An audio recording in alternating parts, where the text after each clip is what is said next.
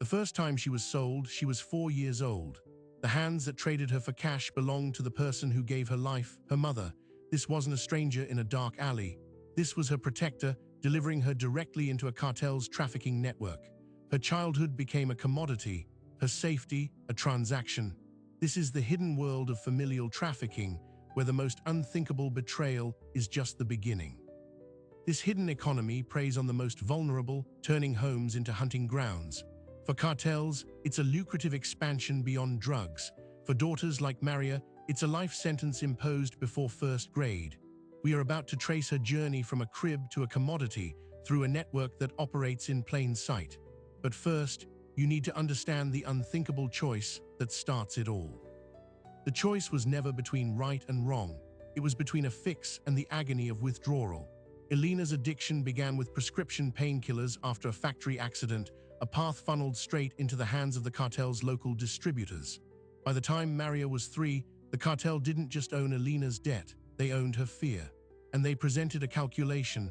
A recurring debt could be cleared with a single, terrible transaction: her daughter. This is the cartel's business innovation.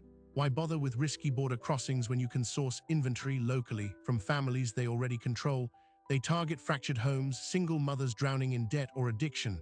The offer is framed as a solution, even a twisted form of care. She'll be looked after, they promise. She'll work in a nice house. You'll never want for anything again. It's a lie, of course.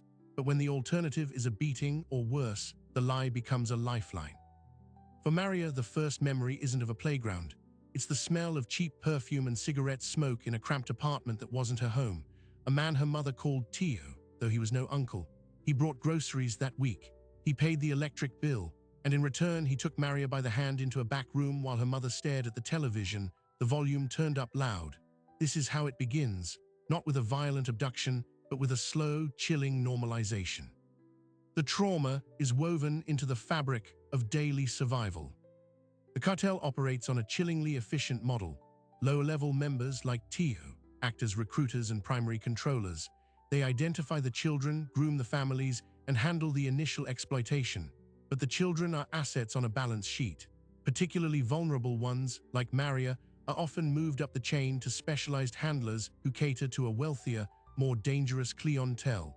This is where the cartel boss enters the story. Not as a shadowy figure, but as a CEO evaluating a new revenue stream. By age 6, Maria had been leased multiple times to different men. Her value was assessed, her compliance, her silence, her youthful appearance. Reports from her handlers were filed, not on paper, but through encrypted messages. The data pointed to a high-value asset, and high-value assets get presented to the boss. Imagine the moment. A young girl, confused and terrified, dressed in clothes too old for her, brought into a lavishly furnished, safe house. The boss isn't a raving monster. He's calm, calculating. He examines her like a piece of art, asking her questions about her mother, about school, testing her demeanor. His approval isn't about lust, it's about economics. He sees a return on investment. He gives the order, prepare her for the special clients. This preparation is a second betrayal, systematic and psychological. Isolated from other children, Maria is told her mother knows, her mother approves, her mother needs this to survive. The love a child has for a parent is weaponized into the ultimate tool of control. Resistance means her mother gets hurt. Compliance means her mother gets paid. The conflict in a child's mind is unimaginable. She is taught that her body is not her own, but the currency of her family's survival. For years, this is Maria's world.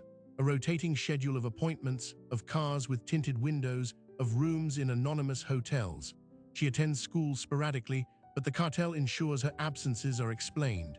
Teachers might see a quiet, tired girl from a troubled home, a pattern that tragically fails to raise alarms. Because here's the devastating truth: the system is not designed to see her. Child welfare checks are announced in advance. Law enforcement looks for strangers in vans, not for uncles picking up a niece from a mother who waves from the doorway. The money flows, Elena's addiction is managed. The cartel's local operation runs smoothly. Maria turns 10, then 12. The older she gets, the more the cartel's investment needs protecting. The threat of her talking grows, so the psychological chains are reinforced with physical ones. She's told stories, graphic ones, about what happens to girls who try to run, about what happens to their families. The cartel boss is now a distant god, a name whispered to instill paralyzing fear. But within Maria, something is quietly breaking in a different way, not her spirit, but her acceptance. A seed of clarity takes root. She begins to notice the cracks in the lies. The nice house she was promised is a prison. The care is surveillance. She sees other girls, sometimes with the same hollow look. She hears snippets about a world beyond the town, a world where children are not for sale. This knowledge is the most dangerous thing she now possesses. At 14, a single event changes everything. A new client, unfamiliar with the rules, becomes violent. The incident is bad enough that Maria requires medical attention her usual handler can't provide. For the first time, she's taken to a discreet, corrupt clinic, but on the way she sees something, a poster on a bus stop. It's for a national hotline with a simple message. Are you being forced to work or do things you don't want to do? We can help. Below it, a number. She has 5 seconds to memorize 7 digits. It's the first real tool she's ever been given.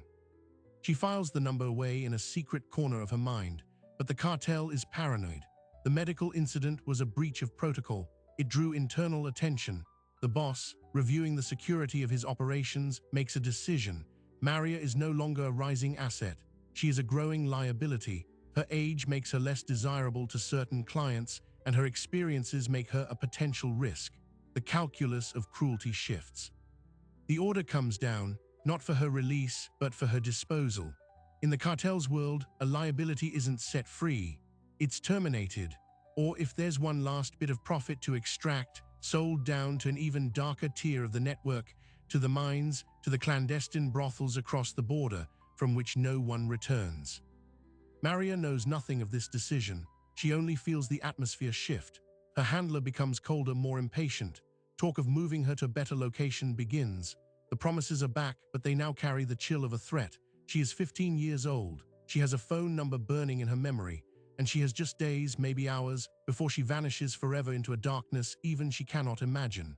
The clock, silent for over a decade, is now ticking louder than her own heartbeat. Her only window was the controlled, supervised outing to the local market, a performance of normalcy. The cartel used to maintain appearances. Her handler, Raul, would be beside her, but his attention would be split between her and securing his own small purchases, usually cigarettes. The phone booth by the public restrooms was her target. She had mapped it in her mind for weeks, a forbidden beacon just 20 steps off the main path. The morning of the market trip, a new fear gripped her. What if the hotline was a trick? What if they were connected to the police, and the police were connected to the cartel? The network of corruption was a fog she couldn't see through, but the alternative, being sold downriver, was a certainty. She tucked a single coin, stolen from Raul's coat weeks prior, into the seam of her jeans. The market was a cacophony of sounds and smells. Raul, as predicted, stopped at his usual stall. He lit a cigarette, turning slightly to chat with the vendor. This was her moment. A surge of adrenaline, cold and sharp, shot through her. She didn't run. She walked with deliberate calm toward the restrooms. Her heart hammered against her ribs so loudly she was sure everyone could hear it. She reached the booth. The phone was grimy, the cord tangled. Her hands shook violently as she fed the coin into the slot. She dialed the 7 numbers, each press of the button a monumental act of defiance. 1 ring, 2. Raul would finish his conversation soon. 3 rings, a click. A woman's voice, calm and professional, answered. National Human Trafficking Hotline, can you tell me your name? Maria froze, her rehearsed words evaporating. All she could manage was a choked whisper. They're going to move me on Friday, please. She gave the only location she knew, the market name, the intersection, before her peripheral vision caught Raul turning, his eyes scanning the crowd. She slammed the phone down, severing the connection mid-sentence from the operator. Had it been enough? The walk back to Raul felt like crossing a mile of open field under sniper fire. He eyed her suspiciously. What took so long? She mumbled something about a stomach ache, the oldest lie in the book. He studied her face for a long second, then shrugged. The moment passed, but the die was cast. What Maria didn't know, and couldn't have known, was that her 30-second call had triggered a meticulously designed, yet agonizingly slow, protocol.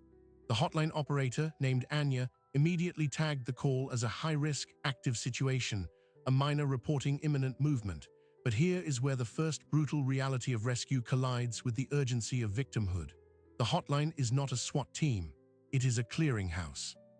Anya's next call was not to local police, but to a federally funded non-governmental organization, or NGO, that held the contract for rapid response in that region. This NGO, let's call it Pathfinder, had specially trained responders, but they also had rules, procedures, and a dire shortage of safe houses. Their first step, verification. They had to determine if this was a credible tip, not a prank or a setup. This process could take hours, sometimes days. For Maria, minutes were a luxury she no longer had. Meanwhile, back at the apartment, Raul received a call. His tone was curt, nervous. He hung up and began packing a duffel bag with unusual haste. "Change of plans," he told Maria, not meeting her eyes. "We're leaving tonight." The cartel's internal radar had somehow been pinged. Perhaps a routine scan of communications in the area, perhaps a tip from a corrupted official who monitored hotline activity. The reason didn't matter. The timeline had just collapsed from days to hours. Pathfinder's responder, a man named David with a weary but determined face, was en route by car, still 2 hours away. He was trying to coordinate with a local anti-trafficking detective he trusted, a woman named Vega who was known to be clean. But Vega was across town, wrapping up another case. The system, however well-intentioned, was a series of gears grinding slowly. Maria's life was spinning on a dime. As dusk fell, Raul became increasingly agitated. He made Maria change into plain, dark clothes. He wiped down surfaces.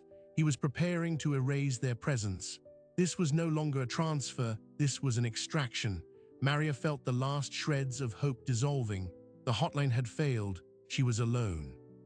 But then a knock at the door, not the heavy fist of a cartel enforcer, but a polite, measured rap. Raul went rigid. He peered through the peephole, his body blocking Maria's view. He saw David, the Pathfinder responder, standing there alone, looking like a social worker or a census taker. David's strategy was low-key, non-confrontational, designed not to spook the trafficker into violence. He said he was following up on a community wellness check for the minor registered at the address. It was a gamble, and it backfired catastrophically. Raul didn't open the door. He shouted through it that they had the wrong apartment, that no child lived there. Then he turned to Maria, his face a mask of panic and rage. The game was up. He knew someone was onto them. He grabbed her arm, his grip like iron, and pulled her toward the back door of the apartment that led to a dingy alley. This is the critical juncture where thousands of stories end. The victim disappears into the alley, into the network forever. But David, hearing the commotion, made a split-second decision that violated all his training. Instead of waiting for backup, he ran around the building to block the alley exit. He emerged just as Raul was shoving Maria into a waiting sedan with tinted windows, its engine running. What happened next was not a heroic fight. It was a chaotic, brutal scramble. David positioned himself in front of the car, calling out Maria's name, telling her he was there to help. Raul, now in full flight mode, threw Maria into the back seat and slid into the driver's seat. He gunned the engine. David had to leap aside as the car screeched forward, but he'd bought 3 seconds, and in those 3 seconds, Maria did the unexpected. She didn't curl up in the back seat, she fought. She reached forward, grabbed the steering wheel, and yanked it hard to the left. The car swerved violently, clipping a dumpster and crashing into a brick wall with a sickening crunch. The airbags deployed. Stunned, Raul slumped. Maria, bruised but mobile, scrambled out of the wrecked car. David was on her in an instant, pulling her away from the scene, around a corner, and into his own unmarked vehicle. He didn't drive to a police station. He drove to a predetermined, nondescript parking garage where Detective Vega was waiting, having broken every speed limit to get there. This was the extraction, messy, traumatic, and incomplete. In the safe silence of Vega's car, as they sped toward a confidential location, the first layer of the onion was peeled back. Maria, in shock, whispered her story, not just about Raul, but about her mother, about the cartel boss, about the special clients. Vega listened, her face growing grimmer with each detail. This wasn't just a street-level exploitation case. They had accidentally pulled a thread connected to a major criminal enterprise. And then came the pivotal, reframing revelation. Vega's phone buzzed. It was an update from an officer at Raul's crash scene. Raul was alive, in custody, and singing like a bird to avoid attempted murder charges. And what he revealed turned the entire case on its head. Maria's mother, Elena, wasn't just a victim of addiction forced into a one-time deal. According to Raul, Elena had become a willing recruiter. After the initial sale, the cartel had given her a new role, identifying other vulnerable families in her neighborhood. She used her status as a mother to gain trust, to spot the signs of desperation, and to make the initial approach. She was paid a commission for every child she brought into the network. Her own daughter's betrayal had become her business model. The news shattered Maria. The foundational trauma that her mother did it for survival was replaced by an even more poisonous one, that her mother did it for profit, that she was a cog in the machine that consumed her own child and then went looking for others. This psychological blow was almost more than Maria could process in the back of that speeding car. But the operational stakes skyrocketed. Raul's capture and confession meant the cartel now knew a major breach had occurred. They knew a victim with high-level knowledge was in play, and they knew a police detective was involved. Detective Viga's face, captured on a traffic camera near the crash site, would be on the cartel's desk within the hour. The hunt was no longer just for Maria. It was for Viga, for David, and for anyone trying to protect the girl. Viga made a call to her captain, requesting immediate protective custody and a task force. The response was bureaucratic molasses. Resources were thin. Protocol demanded assessments. The system, designed for order, was ill-equipped for the wildfire spread of a cartel's retaliation. While Viga argued on the phone, David drove them to a temporary safe house, a modest apartment owned by the NGO. It was a holding cell of anxiety. Maria sat on a couch, wrapped in a blanket, physically safe for the first time in her memory, yet psychologically in freefall. The number had worked. She was out, but she was now a target in a different kind of game, and the people who saved her were now in the crosshairs. And outside, the cartel's response was already in motion. The boss had been notified. His operation had been exposed, a revenue stream threatened, and a snitch was in police custody. His orders were simple and brutal: contain the breach, find the girl, silence the detective. The methods were unspecified, which meant all options were on the table. The cold calculus of business was about to meet the hot rage of a threatened predator. Detective Viga ended her call, a hard look in her eyes. She turned to David and Maria. "They've denied the task force. Too speculative," they said. "It's just us for now." She checked her service weapon. "We can't stay here. They'll find this place. We have to keep moving, but we have nowhere to go that they can't reach." She looked at Maria, the girl who had just traded one prison for another. "The hard part isn't over. It starts right now." With nowhere official to go, Detective Viga made a call to the only person she trusted implicitly, her retired partner Frank, who lived off-grid in a cabin in the wooded hills an hour north. It was a risk, pulling a civilian into this, but Frank was a former Marine with a fierce sense of justice and a well-stocked pantry. They drove through the night, Maria curled in the back, staring at the passing darkness as if it were a living thing waiting to swallow them. Frank's cabin was a fortress of sorts. He asked no questions, just handed out blankets and stationed himself by a window with a rifle. For the first time in 48 hours, there was silence, but in that silence, the reality set in. Maria was free, but she was also evidence, a living, breathing witness to a vast criminal enterprise, and Viga had just gone rogue, using an unauthorized location to harbor a material witness. Her career, if she survived, was over. This is the second-order consequence the system doesn't account for. Rescue isn't an end point. It's the beginning of a labyrinthine legal and protective nightmare. Viga knew she needed to convert Maria's testimony into actionable intelligence immediately, before the cartel's pressure found a crack in the thin blue line. At dawn, she started recording a formal interview on a secure, encrypted device Frank produced. Maria's story, told in the cold light of a new day, was no longer a tearful confession. It was a map. She named names, not just Raul and the mythical boss, but the drivers, the women who prepared the girls, the corrupt doctor at the clinic, the landlord who asked no questions. She described the cars, the safe houses, the way payments were made with prepaid gift cards.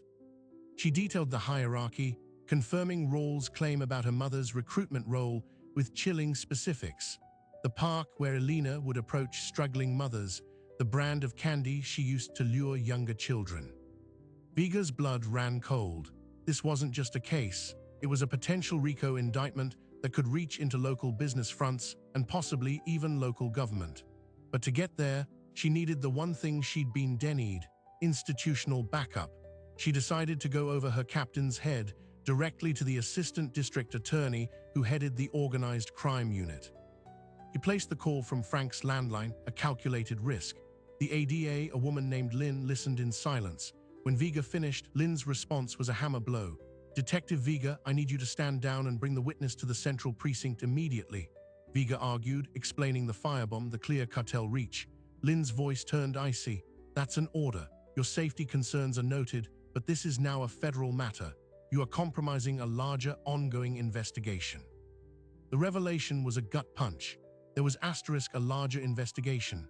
Federal agencies had already been monitoring this cartel cell, and in their calculus, Maria was a pawn and Vega was a local detective blundering through a carefully laid trap. They saw her rescue not as heroic, but as disruptive, potentially scattering higher-value targets. The institution wasn't slow.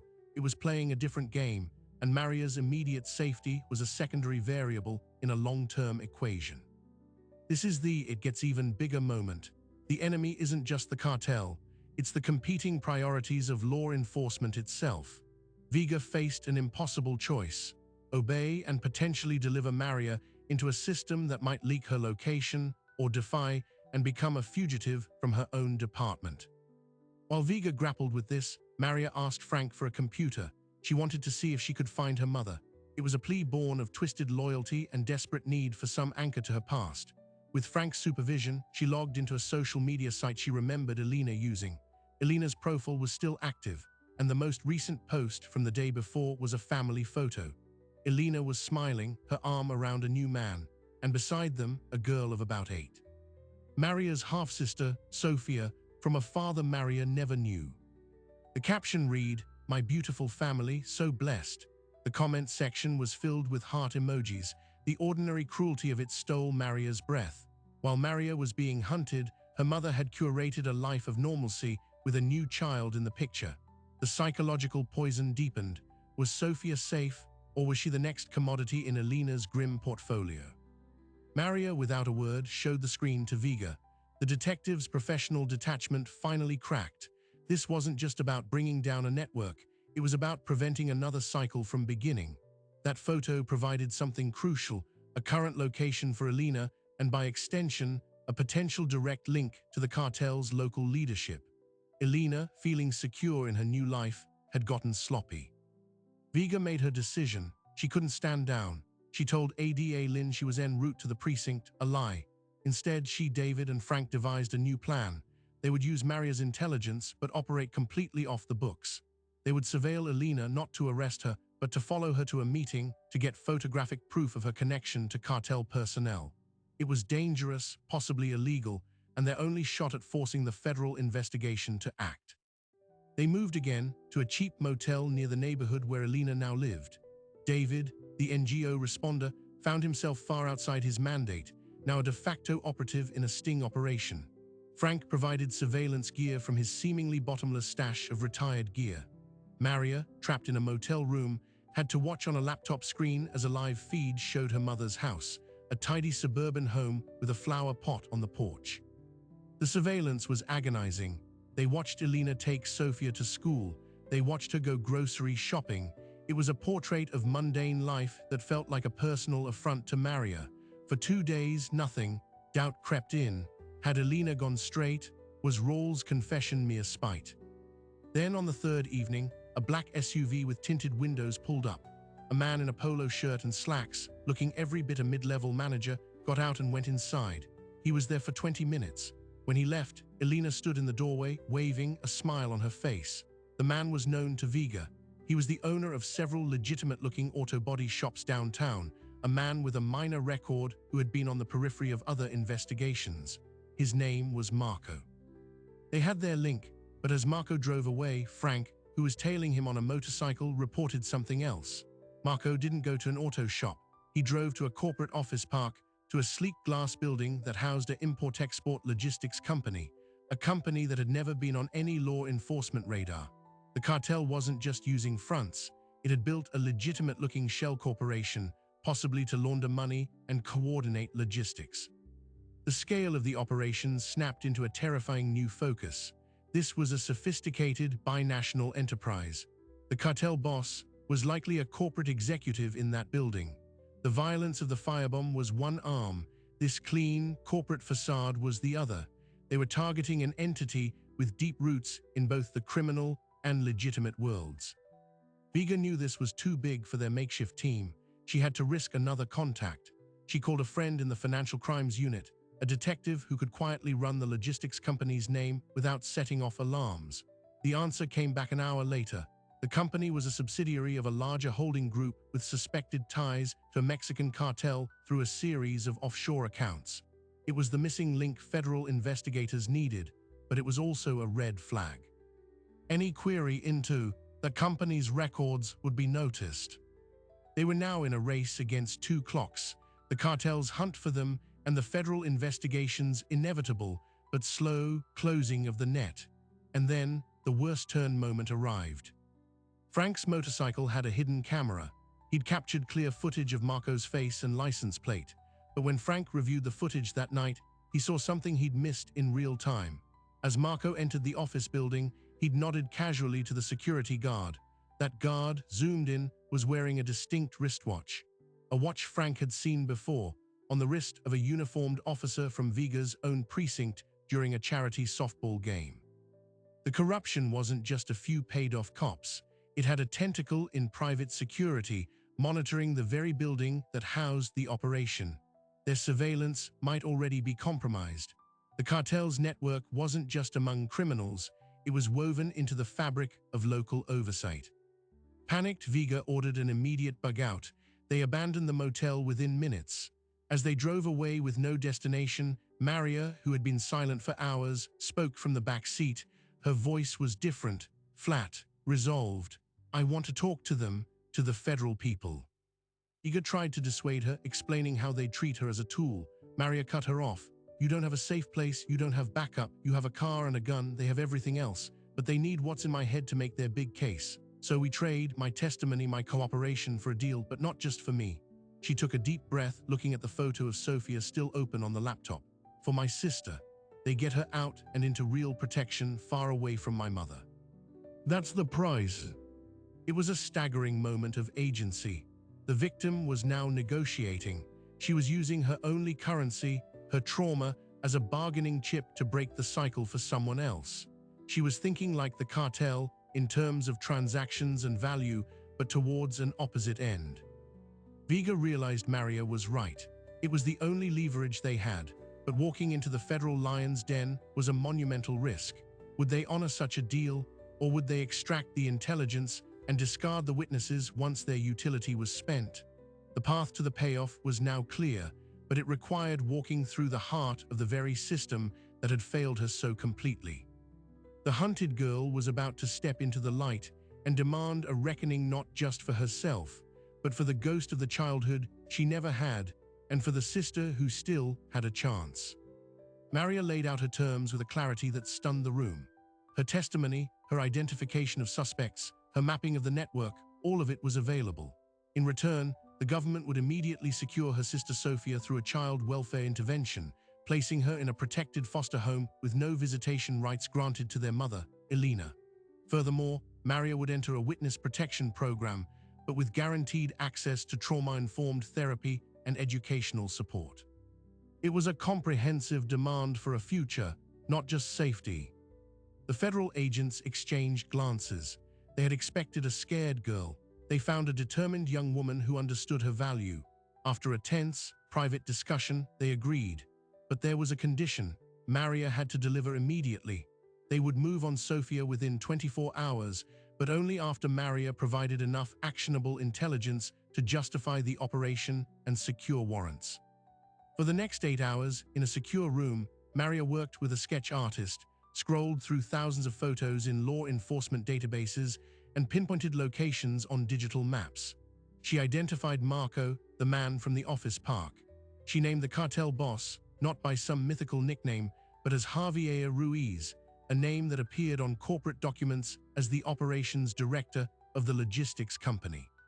She provided the addresses of 3 active prep houses and described the rotation schedule for the drivers.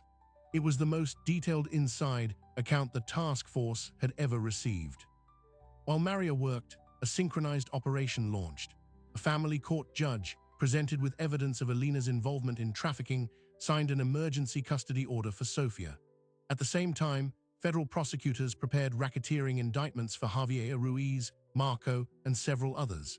Detective Vega's rogue actions were officially sanctioned retroactively to preserve the integrity of the case.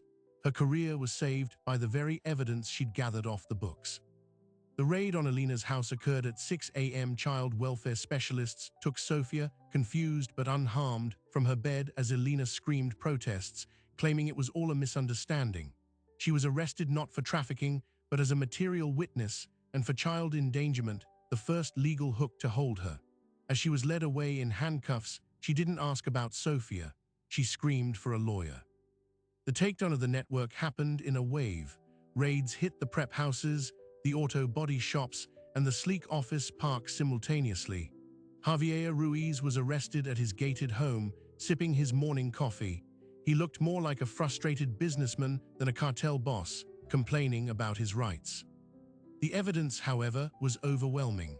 Maria's testimony, corroborated by financial records showing payments flowing from his company to known traffickers, and by the reluctant testimony of Raul, who had rolled over completely. The trial that followed was sealed, held in a secure federal courtroom. Maria testified via closed-circuit television, her face blurred, her voice altered. Her testimony lasted 3 days. She never looked at the screen where her mother or Ruiz could be seen. She spoke to the facts, clinical and devastating. The jury deliberated for less than 6 hours. Javier Ruiz received a sentence of life without parole on multiple counts, including human trafficking of a minor and racketeering. Marco and several others received decades-long sentences. Alina, in a last-ditch effort to avoid prison, tried to claim she was also a victim, coerced by the cartel, but the evidence of her recruitment activities, detailed by Raul and supported by financial records showing her commission payments, painted a different picture. She was convicted on multiple counts of conspiracy and trafficking. She was sentenced to 25 years. At her sentencing, she finally looked toward the camera where Maria was observing. She mouthed the word sorry. Maria turned off the monitor. With the legal proceedings over, the promises were fulfilled. Sofia was placed with a foster family in another state, a kind couple specializing in trauma care. She began therapy immediately. Maria entered the witness protection program, but with the unusual provision that she be allowed periodic, supervised updates on Sofia's well-being through a neutral third party. She was given a new name, a new identity, and a chance at a life. But what does a life look like after that? The payoff isn't just freedom, it's the long, slow work of building a self from the wreckage. Maria in her new city struggled. The silence was deafening. The safety felt like a trap. The therapy was agonizing. She suffered from PTSD, night terrors, and a profound distrust of everyone, especially women who reminded her of her mother. Her unexpected savior came from an unlikely place, Detective Vega. Though they could no longer have direct contact, Vega used her influence to connect Maria's case manager with a unique nonprofit. This organization didn't just offer therapy, it offered artistic expression through culinary arts. It was a bakery training program for survivors of trafficking. Maria, whose only association with food was as a tool of control or a meager reward, was hesitant, but she walked into the kitchen. The smell of flour and sugar, the warmth of the oven, the precise measurement of ingredients, it was a world of order, of creation, not destruction. She found she had a natural talent. Her hands, which had known so much violation, learned to pipe delicate flours, to knead dough into something nourishing. She wasn't just healing, she was creating. Years passed. Maria earned her GED, then a culinary arts certificate. She started working at a small cafe, then began selling her own pastries at a local farmer's market under her new name. She relearned trust, forming a cautious friendship with the cafe owner, an older woman who asked no questions about her past.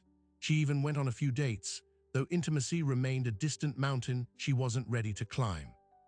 And then came the final, surprising detail, the one that closes the loop in a way no one expected. Through her protected channels, Maria received an update on Sofia. Her sister was thriving. She was a happy teenager, a talented artist, with no memory of the mother who had sold her older sister. She lived in a home filled with love. The case manager included, with permission, a recent drawing Sofia had made. It was a simple picture of two birds flying over a house, one large, one small. At the bottom, Sophia had written, "For my sister, wherever you are." Maria framed that drawing. It hangs in the small apartment she now rents on her own, above the bakery where she works. It is her reminder that the cycle was broken.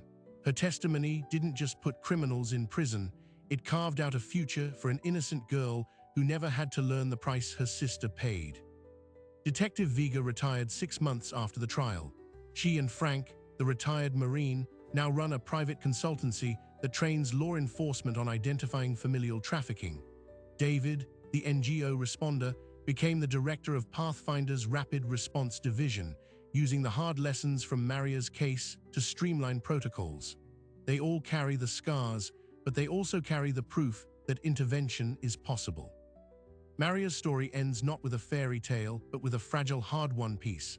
She will always bear the scars, both seen and unseen, but she is no longer a victim, a witness, or a survivor. She is a woman, a baker, a secret guardian to a sister who is free. She walks through her neighborhood unrecognizable to her past, and for the first time in her life, the future is not something to be feared, but something to be shaped, one day, one recipe, one breath at a time. The unexpected happened, not a miracle, but a meticulously fought-for reality. The girl who was sold by her mother outlived the traffickers, outmaneuvered the system, and saved the one person she could. The transaction of cruelty was answered with a transaction of justice. But the real payoff, the one that can't be quantified in court documents or sentences, is the quiet morning she now enjoys, the smell of bread in the oven, and the knowledge that somewhere under the same sky, another little bird is flying free. The uncomfortable truth is that Maria's case succeeded against staggering odds. For every survivor who escapes, countless others remain invisible, trapped by familial bonds that have been weaponized against them. The statistics are not just numbers, they are children. Over 40% of child trafficking involves a family member. The average age of first exploitation in these cases is 4 years old. This crime thrives in the shadows of our assumptions, in the belief that home is safe, that blood means protection. The systemic failures are a chain of broken links. Law enforcement is often trained to look for strangers, not parents. Social services are overwhelmed and ill-equipped to discern coercion from poor parenting. Legislation in many places lags, struggling to define and prosecute familial trafficking with the same force as stranger abductions. And the cartels, ever adaptive, have identified this vulnerability as a low-risk, high-reward enterprise. They are not just drug lords, they are supply chain managers of human misery. But Maria's story also maps the points of intervention, the hotline that worked, the detective who chose conscience over protocol, the NGO worker who stayed in the fight, the retired Marine who opened his door, the federal agent who, eventually, listened. The system is flawed, but it is not monolithic. It is made of people, and people can change its course. This is where the story leaves us, and where our responsibility begins. Awareness is the first tool. Recognizing the signs, a child who is chronically absent, a parent who is overly controlling or secretive about a child's whereabouts, unexplained gifts or money in a struggling household, a child who seems withdrawn, fearful, or displays age-inappropriate sexual knowledge. These are not definitive proofs, but they are signals worth investigating, worth a call to a hotline. Supporting the organizations that do the frontline work, the shelters, the legal aid groups, the training programs for first responders, is another. They operate on shoestring budgets, fighting a war that much of society chooses not to see. Finally, it demands a shift in our collective narrative. We must move beyond the simplistic trope of the evil stranger and confront the more complex, painful reality that danger often wears a familiar face. This is not to breed distrust of families, but to build a society where no child's safety is contingent on the morality of a single adult, where communities are equipped to see, to question, and to protect. Maria's name is changed, her face hidden, but her legacy is real. It's in the sister who paints birds in a sunlit room, in the detective training the next generation, in the bakery that smells of hope. Her fight created a ripple of safety. The challenge now is to widen that ripple into a wave. If this story has shown you the hidden cracks in our world, then you are now a witness, and witnesses have a duty to act. Start by learning the signs, share this information, be the person who pays attention, because the next Maria is out there waiting for someone to see her, to hear her whisper, and to make the call that changes everything. Thank you for watching. If you want to see more deep dives into the stories that shape our world, make sure to subscribe. Your attention is the first step toward change.